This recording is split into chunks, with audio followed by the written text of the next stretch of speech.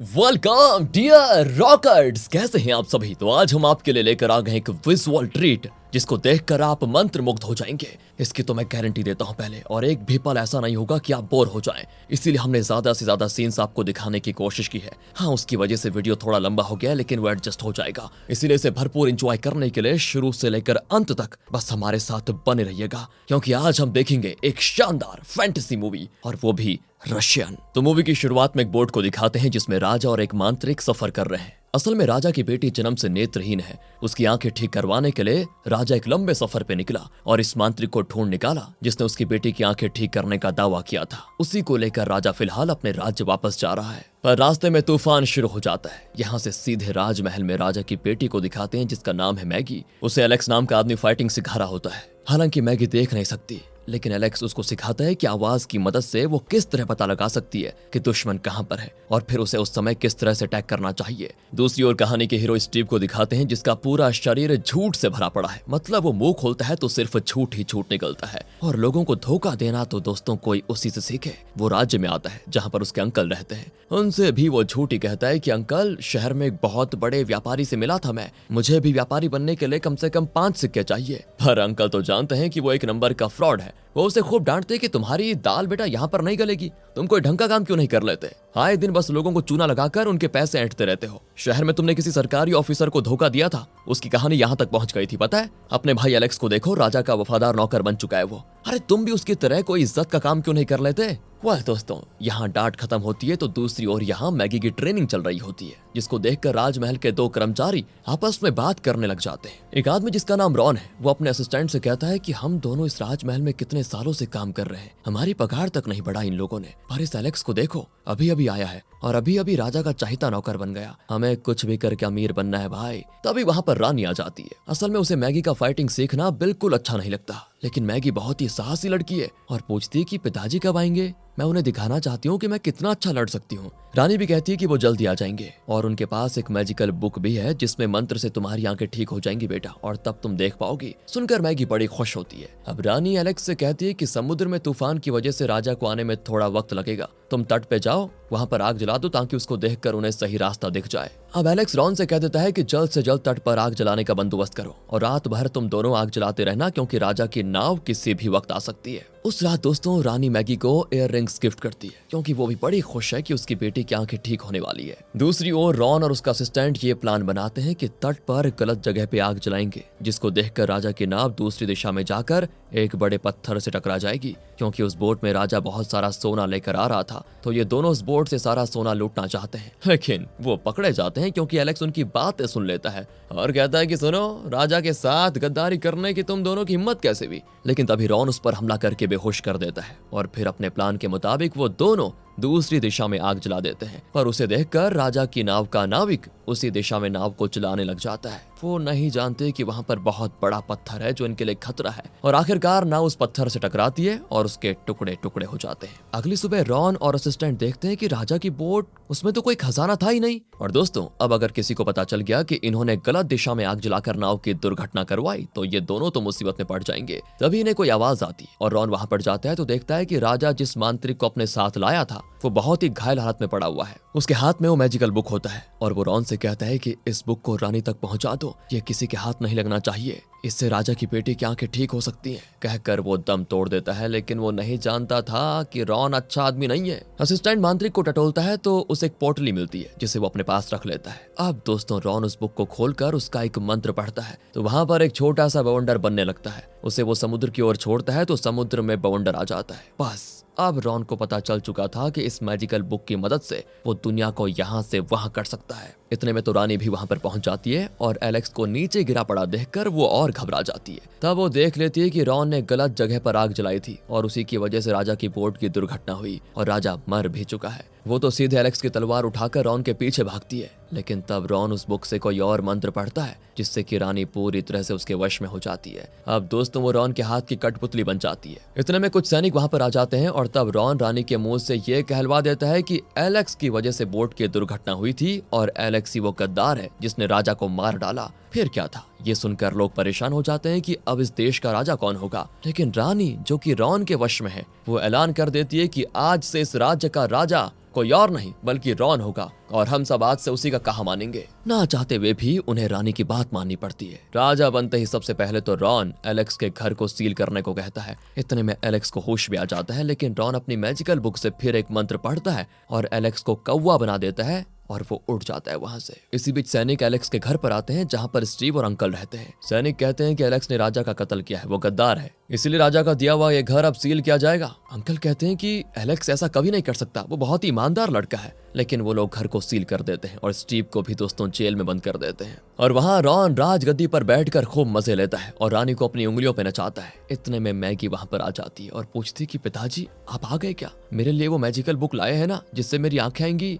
बेचारी नहीं जानती कि उसके पिता नहीं रहे। वो ये भी नहीं जानती कि अब ये राज्य रॉन के कब्जे में है और उसकी माँ यानी कि रानी, वो भी रॉन के कब्जे में है, मतलब उसके वश में। रॉन रानी से पूछता है कि ये लड़की कौन है, क्या तुम इसको जानती हो? अब रानी तो वही कहेगी ना जो रॉन चाहेगा, तो वो कहती है कि नहीं, मैं इसको नहीं जानती। और ये सुनकर मैगी टूट जाती है। उसे पता चल जाता है कि जरूर कोई गड़बड़ हुई है। वो रॉन को मारने के लिए आती है, लेकिन असिस्टेंट उसे पकड़ लेता है और रॉन से कहता है कि कुछ करो यार, वरना ये हमारे लिए खतरनाक साबित हो सकती है। फिर देखिए दोस्तों, ये रॉन उस मैजिकल बुक से एक मंत्र पढ़कर मैगी को गायब कर देता है और उसे उस छोटी पोटली में बंद कर देता है जिसे उसके असिस्टेंट ने मरे हुए उस मांत्रिक से चुराया था। तब वो पोटली नीचे गिर जाती है। कुछ ही देर में एक कौवा आकर उस पोटली को लेकर उड़ जाता है। असिस्टेंट कौवे को शूट करता है तो कौवा पोटली को छोड़कर उड़ जाता है और पोटली गिरती है एक सूखे कुएं में। और दोस्तों, ये कौवा कोई और नहीं, एलेक्स ही है। दूसरी ओर स्टीव को दिखाते हैं, जो कि झूठों का भंडार है, झूठों का। वो जेल में ही सैनिकों के साथ बैट गेम खेलने लगता है। वो अपना एक सिक्का दांव पे लगाता है और बदले में दोस्तों सैनिक का ड्रेस दांव पे लगाने को कहता है। और सैनिक भी धोखा खा जाता है कि वैसे एक दिन के लिए मैंने अपना ड्रेस इसको दे भी दिया तो क्या हो जाएगा। वो लगा लेता है अपना ड्रेस दांव पे। स्टीव तो अपने गेम में माहिर था ही, वो सैनिक को हरा देता है और अब सैनिक को अपना ड्रेस उसे देना पड़ता है। फिर तो दोस्तों सैनिक का ड्रेस पहनकर स्टीव चिल्लाने लग जाता है तो सैनिक कहता है कि अबे आवाज नीचे कर, चिल्ला क्यों रहा? लेकिन इतने में बाकी गार्ड्स आ जाते हैं और सोचते हैं कि स्टीव सैनिक है और उसे कैदी परेशान कर रहा है, तो वो असली सैनिक को पकड़ लेते हैं और इसका फायदा उठाकर स्टीव वहां से बच निकलता है। गार्ड्स तो अपने ही साथी को खूब पीट देते हैं, लेकिन फिर रियलाइज करते हैं कि ये तो अपना ही आदमी है। फिर वो तुरंत स्टीव को चेस करते हैं और स्टीव तो सैनिकों की एक टुकड़ी के बीच में घुस जाता है और गार्ड्स की आंखों में धूल झोंक कर वहां से 9-2-11। पर पता है, वो जिस टुकड़ी के साथ जा रहा था वो असल में सरहद पर युद्ध करने जा रहे थे। वहां घमासान लड़ाई चल रही होती है, लेकिन स्टीव यहाँ से वहां देखता है कि क्या हो गया। इतने में दुश्मन इन पर तोप का गोला फेंकते हैं। इनका आर्मी जनरल उस गोले को फटने से पहले ही पकड़कर बुझा देता है और स्टीव से कहता है कि इसे अपनी तोप में लोड करो जल्दी। अब स्टीव तो घबरा जाता है कि ये इंसान है या कुछ और, बॉम्ब को ऐसे कौन पकड़ता है। फिर किसी तरफ से लोड करके वो वहां से भाग खड़ा होता है।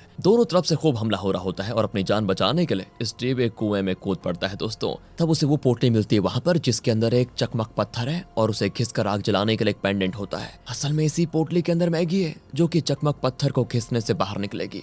स्टीव थोड़ी देर वहीं पर सो जाता है और जब उसकी नींद खुलती है तो वहां कुछ सैनिक आ जाते हैं और पूछते हैं कि अच्छा, युद्ध से डरकर यहाँ छुप गए तुम? स्टीव कहता है नहीं, मैं तो वीर हूँ और बढ़िया लड़ भी रहा था, लेकिन तब बमबारी हुई और मैं गलती से इस कुएं में गिर गया। सैनिक उसे पकड़कर दोस्तों जनरल के पास लेकर जाते हैं और तब पता चलता है कि इस युद्ध में ये लोग जीत चुके हैं, लेकिन जो सैनिक युद्ध से डरकर भागे थे उन्हें मौत की सजा दी जाती है। जनरल कहता है कि इसे अभी मार डालो, कायरों को जीने का कोई हक नहीं होता। स्टीव की जान लेने के लिए दो सैनिक उसे पकड़कर लेकर जाते हैं, लेकिन स्टीव, जैसा कि आपको पता है, कितना माहिर है बेवकूफ बनाने में। वो उन्हें खूब पट्टी पढ़ाने की कोशिश करता है कि मैं पासी के राज्य का राजकुमार हूँ, तुम्हें मैं मुंह मांगा दान दे सकता हूँ।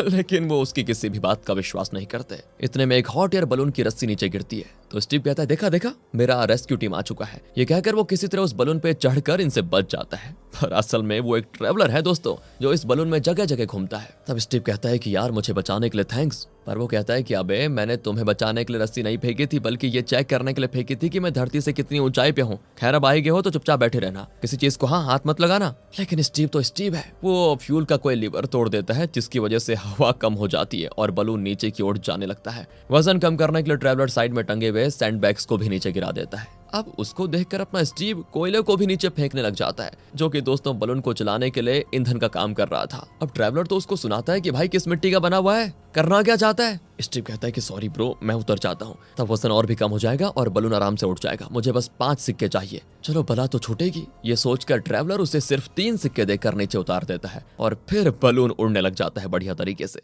लेकिन स्टीव भाई साहब उसको टाटा करने लग जाता है, लेकिन ट्रैवलर उसे कहता है कि गुड बाय और आइंदा मुझे कहीं भी नजर मत आना, वरना वहीं पर मार दूंगा। अब स्टीव जंगल में एक जगह पर दोस्तों आराम करने के लिए रुकता है। आग जलाने के लिए वो कुछ लकड़ियां इकट्ठा करता है। तब वो उस पोटली से चकमक पत्थर और पेंडेंट निकालकर उन्हें घिसकर आग जलाता है, और क्योंकि मैगी आग बनकर इस पोटली में बंद हुई थी, अब वो प्रकट होती है और एक डंडे से स्टीव के पेट पर मारने लग जाती है। स्टीव तो घबराकर उससे भागने लगता है। तब वो रियलाइज करता है कि ओह, ये देख नहीं सकती। स्टीव की आवाज से मैगी भी जान जाती है कि ये रॉन नहीं है। तब उसे थोड़ी तसल्ली होती है और वो कहती है अगर तुम अच्छे इंसान हो तो मुझे अपना हाथ दे दो प्लीज। स्टीव भी घबराकर अपना हाथ दे देता है। वो उसका ड्रेस टच करने जाती है। ओह, ये तो एक सैनिक है और उसके ड्रेस पे गन पाउडर की बू आती है दोस्तों। तो वो कहती है लगता है तुम सरहद पर लड़ रहे थे और वहां लड़ने वाले सैनिक बुरे नहीं हो सकते। इस तरह वो स्टीव पर विश्वास करने लग जाती है और बताती है कि एक बुरे आदमी ने मुझे इस पोटली में बंद कर दिया था। जब तुमने उस पत्थर और पेंडेंट को घिसा तो मैं उसमें से बाहर आ गई। वैसे वो एक जादुई पत्थर है जो तुम्हारी हर ख्वाहिश पूरी कर सकता है। अच्छा, ये बात है क्या? ये कहकर स्टीव उसे घिसकर कहता है कि मुझे 5 सिक्के चाहिए पर उसमें से कुछ नहीं निकलता। मैगी कहती है कि ऐसे चुटकी बजाकर कुछ नहीं होता। ये पत्थर तुम्हें अपनी ख्वाहिश पूरी करने के लिए सिर्फ राह दिखाएगा और तुम्हें खुद उसके जरिए अपनी ख्वाहिश पूरी करनी होगी। और तभी दूर से एक आदमी चिल्लाता है कि बेटा इधर आकर इन लकड़ियों को थोड़ा काट दो, मैं तुम्हें 5 सिक्के दूंगा। स्टीव ठहरा एक नंबर का आलसी इंसान, वो कहता है कि बूढ़े की जरूरत तो देखो, मुझसे काम करवाना चाहता है। अरे नहीं चाहिए मुझे तुम्हारे 5 सिक्के। इस पर दोस्तों देखिए वो आदमी गायब हो जाता है। फिर स्टीव मैगी के साथ बैठकर बातें करने लग जाता है। तो मैगी बताती है पता है मैं इस देश की राजकुमारी हूँ। लेकिन स्टीव को विश्वास नहीं होता और वो अपने हिस्से का झूठ कहता है कि मैं पास के देश का राजकुमार हूँ। मैगी कहती है कि लगता है तुम्हें मेरी बात का यकीन नहीं हुआ। फिर वो स्टीव को अपने इयररिंग्स दिखाती है जो कि रानी ने उसे गिफ्ट किया था और कहती है एक बुरे आदमी ने मेरी माँ को अपने वश में कर लिया है, यहाँ तक कि उन्हें ये भी याद नहीं है कि मैं उनकी बेटी हूँ। तुम ये इयररिंग्स रानी को दे देना और उन्हें मेरी याद दिलाने की कोशिश करना। और दोस्तों उन इयररिंग्स को देखते ही स्टीव समझ जाता है कि इतने कीमती पत्थर सिर्फ राजा रानी के पास ही होते हैं और अब उसे विश्वास हो जाता है कि मैगी सच में राजकुमारी है। तो वो उस इयररिंग्स को अपने पास रख लेता है और पूछता है कि वैसे राजमहल में तुम लोग खजाना कहाँ पर रखते हो?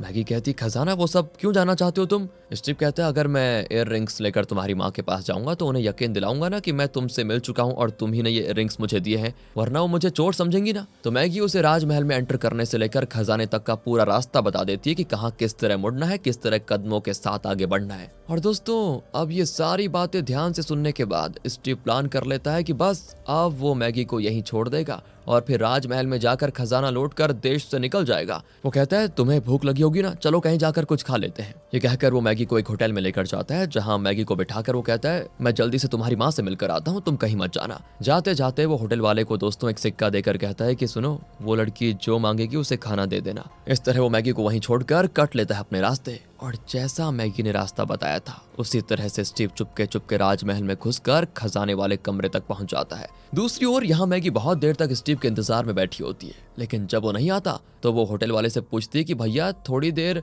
और यहाँ पर रुक जाऊं क्या मैं? होटल वाला भी उस पर तरस खाकर कहता है कि अरे तुम मेरी दुकान में बर्तन धोने का काम कर लो, यहीं पर रह सकती हो तुम। कहकर वो मैगी को वहां बर्तन धोने का काम दे देता है। और दोस्तों यहाँ पर स्टीव एक चम्मच को मोड़कर चाबी बना लेता है और उससे खजाने वाले कमरे का दरवाजा भी खोल लेता है। अंदर होता है ढेर सारा सोना, हीरे जवाहरात, जिसको देखकर तो उसकी आंखें बिल्कुल स्वर्ग में चली जाती हैं। बौखला जाता है वो और ज्यादा से ज्यादा लूट कर वहां से निकलने वाला होता है कि कुछ सैनिकों की आहट सुनाई उसको देती है और वो उसी कमरे में छुप जाता है। लेकिन वो गलती से कोई चीज गिरा देता है जिसकी आवाज को सुनकर वहां पर सैनिक आ जाते हैं। लेकिन तभी स्टीव उन्हें चकमा देकर बड़ी मुश्किल से भागने लगता है और दोस्तों अब राजमहल के सारे गार्ड्स हाथ धो के स्टीव के पीछे पड़ जाते हैं। लेकिन ये स्टीव भी कुछ कम नहीं होता, वो एक दरवाजा खोलकर अंदर कूद जाता है, लेकिन वो रास्ता उसे सीधे रॉन के कमरे में, यानी फिलहाल जो राजा है उसके कमरे में लेकर जाता है। स्टीव को देखकर रॉन चौंक जाता है कि तुम कौन हो? स्टीव बहाना करता है कि आपके चिमनी में कोई प्रॉब्लम थी जहाँ पर ना, उसी को ठीक करने के लिए आया हूँ। ये कहकर वो बच निकलने की कोशिश करता है, लेकिन रॉन कहता है कि मैंने तो ऐसा कोई कंप्लेंट नहीं किया था, सच बताओ तुम कौन हो? इतने में उसके सैनिक आकर स्टीव को पकड़ लेते हैं। स्टीव कहता है कि मैं सच बता देता हूँ राजा जी, मैं आपकी बावर्चिन से प्यार करता हूँ, उसी को देखने आया था।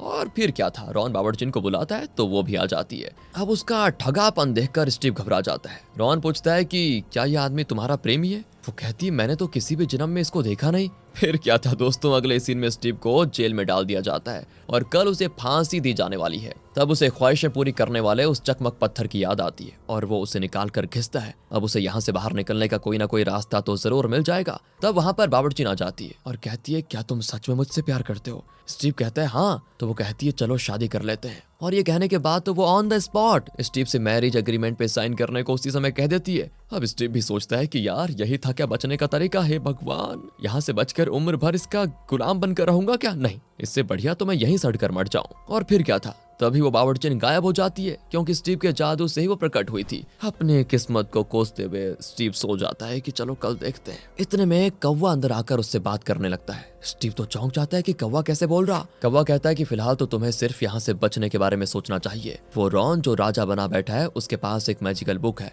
लेकिन वो उसमें लिखे ज्यादातर मंत्रों का इस्तेमाल कर चुका है। कुछ ही दिनों में सारे मंत्र खत्म हो जाएंगे। फिर वो अपनी मनमानी नहीं कर पाएगा क्योंकि उस बुक में मंत्र लिखने के लिए जादुई पंख और जादुई स्याही चाहिए जो कि रॉन के पास नहीं है। तुम जाकर रॉन से कहो कि तुम उसके लिए वो दोनों चीजें लेकर आ सकते हो जो कि जादुई आइलैंड पर है। वहां जाने के लिए तुम उससे एक मैकेनिकल घोड़ा भी मांग लेना। स्टीव पूछता है मैं ये सब क्यों करूं? कौवा कहता है कि यही है यहाँ से बचने का रास्ता और तुम्हें उस आइलैंड पर जादुई स्याही भी मिलेगी और वहां के हेवनली माउंटेन पर तुम्हें पंख भी मिल जाएगा। स्टीव तुरंत अपनी आंखें खोलता है तो रियलाइज करता है कि वो सपना देख रहा था। असल में उसे मौत की सजा देने के लिए लेकर जा रहे होते हैं। फिर उसको एक जगह पर बांध दिया जाता है और तब रॉन पूछता है कि कम से कम अब तो सच बता दो कि तुम यहाँ पर क्यों आए थे। स्टीव फिर वही इधर उधर की बातें करने लग जाता है तो रॉन गुस्से में अपने आदमियों से कहता है कि इसे जल्दी मार डालो। तब स्टीव झट से कहता है कि आपके पास जो मैजिकल बुक है उसके मंत्र खत्म होने वाले हैं, ये मैं जानता हूँ। और ये भी जानता हूँ कि अगर आपको आगे के मंत्र इस्तेमाल करने हैं तो जादुई स्याही और जादुई पंख की सख्त जरूरत पड़ेगी आपको। वो दोनों कहाँ मिलेंगे ये सिर्फ मैं जानता हूँ और वो सिर्फ मैं ही आपके लिए लेकर आ सकता हूँ। ओह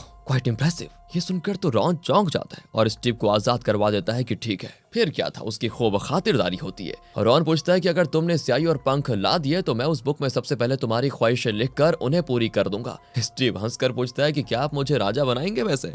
रॉन तो गुस्सा हो जाता है कि तुम राजा बन जाओगे तो क्या मैं मच्छर मारूंगा तुम्हारे लिए? और सुनो, मैं तुम्हें पड़ोस के देश का राजा बना सकता हूँ। स्टीव कहता है ठीक है, मुझे उस जादुई आइलैंड में जाने के लिए एक मैकेनिकल घोड़ा चाहिए। रॉन कहता है तुम्हें जो चाहिए सब मिलेगा, लेकिन मुझे धोखा देने की कोशिश भी की तो बहुत बुरा होगा, याद रखना इस बात को। ये वार्निंग देकर वो स्टीव को भेज देता है। और फिर क्या था, बाहर स्टीव के लिए एक मैकेनिकल घोड़ा आ जाता है। स्टीव उसके बारे में कुछ नहीं जानता लेकिन सबके सामने ऐसी एक्टिंग करता है जैसे कि उसको चाबी से चालू कर रहा हो। वो भी चालू हो जाता है वैसे और कहता है मेरे ऊपर चढ़ो। स्टीव भी चढ़कर इशारे से कहता है कि चलो भाई जल्दी करो, पर वो हिलता ही नहीं। लेकिन दोस्तों फिर वो अपने शरीर का एक छोटा सा होल दिखाकर कहता है कि इसमें एक सिक्का डालो। स्टीव तो उसको ताने मारता है कि मेरी मेहनत की कमाई तो इसी में निकल जाएगी, पर वो एक सिक्का उसमें डालकर कहता है कि चलो अब आगे बढ़ो यार। अब वो चलने लग जाते हैं दोस्तों, लेकिन कछुए से भी धीरे चल रहा होता है। स्टीव को तो नींद आ जाती है, कितना धीमा चलेगा तो आइलैंड पता नहीं कब कितने साल बाद पहुंचूंगा। दूसरी ओर मैगी को दिखाते हैं जिसे वहां के कुछ लड़के चिढ़ाते हैं, क्यों राजकुमारी अपने राजकुमार का इंतजार कर रही हो क्या? इतने में दोस्तों वो मैकेनिकल घोड़ा वहां पर आकर रुक जाता है और उसमें से तेज अलार्म बजना शुरू हो जाता है। स्टीव की नींद खुलती है तो पूछता है कि इतनी जल्दी आइलैंड पहुंच गए क्या? लेकिन जब वो मैगी को देखता है तो घबरा जाता है कि मुझे यहाँ पर क्यों लेकर आ गए, जल्दी निकलो यहाँ से। कहकर वो घोड़े को धक्का देने लगता है लेकिन घोड़ा हिलता नहीं दोस्तों। इतने में आवाज को सुनकर मैगी समझ जाती है कि स्टीव आ चुका है और वो उसी की ओर चलने लगती है। इतने में तो लोग भी वहां पर जमा हो जाते हैं और कोई रास्ता ना पाकर स्टीव मैगी को अपने साथ लेकर चला जाता है। लेकिन रास्ते में वो मैगी को बताता है कि देखो मैं तुम्हारी माँ से मिल नहीं पाया, लेकिन मुझे यकीन है कि जल्दी सब कुछ ठीक हो जाएगा। मैगी कहती है पता है मैं तो डर गई थी कि तुम कहीं मुझे धोखा देकर तो नहीं चले गए, पर अच्छा हुआ तुम अच्छे आदमी निकले और मुझे लेने आ गए। लेकिन दोस्तों स्टीव तो अब भी मैगी से पीछा छुड़ाना चाहता है और घोड़े के अंदर एक और कॉइन डालकर कहता है कि मुझे अपने अंकल के पास जाना है। वो भी उनको एक जगह पर लेकर जाता है जहां स्टीव के अंकल काम करते हैं, लेकिन वहां पर पहुंचते पहुंचते रात हो जाती है। अब स्टीव और मैगी अकेले पहाड़ की ओर चल देते हैं जिसकी चोटी पर दोस्तों वो जादुई पंख है जिसे ये लोग लेने के लिए आए हैं। ऊपर चढ़ते चढ़ते काफी ठंड हो जाती है और बर्फ गिरना भी शुरू। दोनों बर्फ में सिकुड़ कर बैठ जाते हैं क्योंकि उनसे और नहीं चढ़ा जाता। मैगी पूछती है क्या मैं तुम्हें भैया बुला लूं, मेरा कोई भाई नहीं है? तो स्टीव उसे अपने सीने से लगाकर कहता है कि हाँ तुम मेरी बहन ही हो। दोनों वहीं बैठकर सो जाते हैं और तब स्टीव को आता है एक सपना जिसमें उसके अंकल उसे आवाज दे रहे होते हैं। स्टीव अचानक से आंखें खोलता है तो देखता है मैगी लगभग फ्रीज हो चुकी है। जैसे तैसे वो मैगी को जगा देता है और कहता है कि तुम हिम्मत रखो, हमें कुछ नहीं होगा। और तभी ऊपर से किसी की आवाज आती है और दोनों देखते हैं कि असल में ये तो वही ट्रैवलर है जिसका हॉट एयर बलून को स्टीव ने डैमेज किया था। लगता है उसका बलून यहाँ पर लैंड कर गया था और तब से उसने यहीं अपना घर बना लिया और अपना बलून ठीक करने की कोशिश कर रहा है। वो स्टीव को देखकर वो बड़ा खुश होता है क्योंकि इतने दिन वो बेचारा अकेले इस पहाड़ पर रह रहा था। वो दोनों को अपने बर्फ के घर में लेकर जाता है, उन्हें एक बॉल में बर्फ सर्व करता है क्योंकि यहाँ पानी नहीं मिलता। अब वो मैगी को बताते हैं, तुम्हें पता है क्या, मैं अपने मस्त एयर बलून में जा रहा था, तब एक उल्लू का पट्टा मुझसे मिला जिसने मेरे कोयले का स्टॉक नीचे फेंक दिया, जिसकी वजह से मुझे इस पहाड़ पर लैंड करना पड़ गया मजबूरी में। इस तरह वो स्टीव को देख कर कहता है दोस्तों, क्योंकि वही है वो उल्लू का पट्टा। स्टीव पूछता है कि आप इतने दिनों से यहाँ पर क्यों रुके हुए, कहीं गए क्यों नहीं? तो ट्रैवलर तो रोने लग जाता है कि मैंने सुना था कि इस पहाड़ पर कोयले के सुरंग हुआ करते थे, इसीलिए मैंने यहाँ खुदाई करना शुरू किया कि कभी ना कभी तो मुझे कोयला मिलेगा, पर आज तक मुझे यहाँ पर कोयले का एक तिनका तक नहीं मिला। स्टीव उसे शांत करता है कि देखो हम कोई ना कोई हल ढूंढ निकालेंगे, तुम चिंता मत करो। लेकिन तभी बाहर एक घोड़े की आवाज आती है दोस्तों। ये लोग चौंक कर बाहर जाते हैं तो वहां पर स्टीव का वो मैकेनिकल घोड़ा बड़ी मुश्किल से इस बर्फीले पहाड़ पर चढ़कर आया होता है। बेचारा इनकी मदद के लिए अपने डर पर काबू पाकर यहाँ तक आ गया। उसको देखकर ये खुश हो जाते हैं। बहुत मेहनत करने की वजह से मैकेनिकल घोड़ा गर्म हो गया था और उसके मुंह से गर्म हवा निकलने लग जाती है। ये देखकर ट्रैवलर बड़ा खुश होता है कि अब हमें कोयले की जरूरत ही नहीं पड़ेगी। वो घोड़े को भी दोस्तों हॉट एयर बलून में चढ़ा लेते हैं और उसके मुंह से जो गर्म हवा निकलती है उसी के बल पे बलून उड़ने लग जाता है। पहाड़ की चोटी पर पहुंचकर स्टीव कहता है कि हमें यहीं पर उतरना है। तो ट्रैवलर पूछता है कि यहाँ पर तो कोई नहीं रहता, लेकिन स्टीव जानता है कि यहीं पे हेवनली बर्ड्स पाए जाते हैं जिनका जादुई पंख स्टीव को चाहिए। अब स्टीव और मैगी आगे बढ़ते हैं तो वहाँ दो बहनों के बीच झगड़ा चल रहा होता है। असल में ये दोनों इंसान के रूप में हेवनली बर्ड्स हैं और इनकी बहस इस बात को लेकर चल रही है कि दोनों में से बेहतर कौन है। तो स्टीव उन्हें आवाज देता है तो दोनों घबरा जाती है कि ये कौन सा नया आइटम आ गया। स्टीव कहता है कि अरे आप दोनों झगड़ा क्यों कर रही है, हर किसी की अपनी अपनी खासियत होती है, आप दोनों की भी होगी, फिर ये लड़ाई किस लिए? तब जाकर दोनों बहनें सुलह कर लेती है और एक दूसरे से माफी भी मांगती है। वो स्टीव से पूछती है तुम कौन हो? स्टीव यहाँ भी हमेशा की तरह झूठ का पुल बांधने लग जाता है कि मैं एक बड़े राज्य से आया हूँ, शूरवीर हूँ मैं। लेकिन इससे पहले कि वो आगे कुछ बोलता मैगी कहती है कि चुपचाप उन्हें सच बताओ, प्लीज झूठ मत बोलो। तब स्टीव सीधे सीधे पॉइंट पे आ जाता है कि हमें जादुई पंख की जरूरत है। और इस पर ये क्या दोस्तों, दोनों बहनें हंस पड़ती है कि हम ये कैसे मान ले कि तुम सच बोल रहे हो। तब स्टीव उन्हें वो चकमक पत्थर दिखाता है जिससे आग लगाई जाती है। उसे देखकर दोनों बर्ड्स समझ जाती हैं कि ये पत्थर जिसके पास होता है वो दूसरों की मदद जरूर करता है। अगर ये पत्थर तुम्हारे पास है तो इसका मतलब है कि तुम दूसरों की बड़ी ख्वाहिशें पूरी करने के लिए अपनी कुर्बानी देने को तैयार रहते हो, इसीलिए हम तुम्हें पंख देने को तैयार हैं। जादुई पंख पाकर स्टीव बड़ा खुश होता है और अब जादुई स्याही और जादुई पंख लेकर स्टीव और मैगी अपने राज्य वापस लौट आते हैं। राजमहल में जाने से पहले स्टीव मैगी को एक मार्केट में लेकर जाता है और कहता है कि मैं जल्द लौट आऊंगा, तो मेरा इंतजार करना। रॉन ने कहा है कि जादुई पंख और स्याही से वो उस मैजिकल बुक में सबसे पहले मेरी ख्वाहिशें लिखेगा और वो पूरी करेगा। मेरी ख्वाहिश है कि तुम्हारी माँ को तुम्हारे बारे में सब याद आ जाए, वो पूरा हो जाए तो मैं तुम्हें लेने आ जाऊंगा। ये कहकर वो राजमहल में जाता है। उसके हाथ में जादुई पंख देखकर रॉन की खुशी का ठिकाना नहीं होता और वो कहता है कि वो पंख मुझे दे दो। स्टीव कहता है कि दे दो, ऐसे कैसे दे दो, आपने वादा किया था कि मैजिकल बुक में सबसे पहले मेरी ख्वाहिशें लिखी जाएंगी। रॉन कहता है तो ठीक है, बताओ तुम्हारी क्या ख्वाहिश है, तुम राजा बनना चाहते हो यही ना? स्टीव कहता है नहीं, मेरी ख्वाहिश अब बदल चुकी है। मैं चाहता हूँ कि रानी को पिछली बातें याद आ जाएं, खासकर उन्हें उनकी बेटी के बारे में सब याद आ जाए। इस पर तो रॉन अपने सैनिकों को बुला लेता है जो स्टीव को पकड़ने की कोशिश करते हैं, लेकिन स्टीव थोड़ी सी जादुई स्याही नीचे गिरा देता है और कहता है कि रुको, अगर होशियारी दिखाई तो पूरी की पूरी स्याही यहीं पर गिरा दूंगा। अब रॉन सैनिकों को बाहर भेज देता है और आराम से बैठकर स्टीव को समझाने लग जाता है कि रानी की याददाश्त लौटाकर तुम्हें मिलेगा क्या, मैं तुम्हें ढेर सारा धन सब कुछ दूंगा। ये कहकर वो एक टोपी पहन लेता है जिसके बाद वो हो जाता है गायब। अब इससे पहले कि स्टीव गेस कर पाता कि वो कहाँ है, वो स्टीव के हाथ से जादुई स्याही और पंख छीन लेता है और उससे मैजिकल बुक में लिखकर चेक भी करता है कि यह सच में जादुई स्याही है भी या नहीं। और जब उसे यकीन हो जाता है कि ये दोनों असली है तो वो अपनी टोपी निकाल लेता है और फिर स्टीव को दिखने लग जाता है। वो कहता है कि बस अब हो गया तुम्हारा काम, तुम जा सकते हो। और स्टीव उस पर हमला करने वाला होता है। तभी रॉन के सैनिक उसे पकड़कर राजमहल के बाहर पटक देते हैं। मैगी पूछती है क्या मेरी माँ को सब याद आ गया है? स्टीव की आंखें भर आती है। वो कहता है कि नहीं, मैं तुम्हारी माँ से नहीं मिल पाया, पर तुम फिक्र मत करो, मैं तुमसे वादा करता हूँ, मैंने तुमसे जो वादा किया था उसे जरूर पूरा करूंगा। और तब स्टीव को उन हेवनली बर्ड्स की याद आती है कि किसी की बड़ी ख्वाहिश पूरी करने के लिए तुम्हें अपनी जान की कुर्बानी देनी पड़ेगी। वो मैगी से कहता है कि मेरे पास एक आइडिया है। ये कहकर वो थोड़ी दूर चला जाता है और चकमक पत्थर को निकाल कर कहता है मेरी ख्वाहिश ये है कि मैगी की माँ को उसके बारे में सब याद आ जाए और मैगी अपनी माँ के साथ मिल जाए, बदले में मैं अपनी जान की कुर्बानी देने को तैयार हूँ। ये कहकर वो उस पत्थर को खींचता है तो स्टीव वहां से गायब हो जाता है और किसी और जगह पे आंखें खोलता है। असल में उस पत्थर की खासियत यह है कि वो डायरेक्टली ख्वाहिशें पूरी नहीं करता, बल्कि उन्हें पूरा करने का रास्ता दिखाता है। इसीलिए अब वो पत्थर स्टीव को पास्ट के उस वक्त में पहुंचा देता है जब देश का असली राजा अपनी बेटी की आंखों के इलाज के लिए मांत्रिक को लेकर आ रहा था। और उसके बोट को राह दिखाने के लिए एलेक्स ने रॉन और उसके साथी को तट पर आग जलाने को भेजा था। लेकिन जैसा कि हमें पता है कि उन दोनों ने गलत जगह पर आग जला दी ताकि बोट की दुर्घटना हो जाए। तो स्टीव वहां पहुंच जाता है और चिल्लाता है कि यहाँ क्यों आग लगा रहे हो। उसको देखकर रॉन चौंक जाता है कि तुम कौन हो, तो वो स्टीव पर हमला करने लग जाता है। लेकिन तब स्टीव अपने जेब में हाथ डालता है तो उसके अंकल का दिया हुआ वो रुमाल होता है जिसमें उन्होंने मिट्टी रखी थी। स्टीव उस मिट्टी को रॉन की आंखों में झोंक देता है और वो आंखें मलते हुए नीचे गिर जाते हैं। मतलब इसके बाद स्टीव गलत जगह पे चल रही आग को बुझाकर जल्दी से दूसरी तरफ जाकर सही जगह पे आग जलाकर राजा की बोट को अच्छा इशारा देता है। ये देखकर उस बोट का नाविक वापस नाव को घुमाकर सही दिशा में तट की ओर चलने लगता है। सुबह उनकी बोट तट पर पहुंच जाती है। स्टीव छुपकर ये सब देख रहा होता है। अब सब कुछ दोस्तों पहला जैसा हो गया था। राजा और मांत्रिक से मिलने के लिए रानी और मैगी भी वहां पर आती है।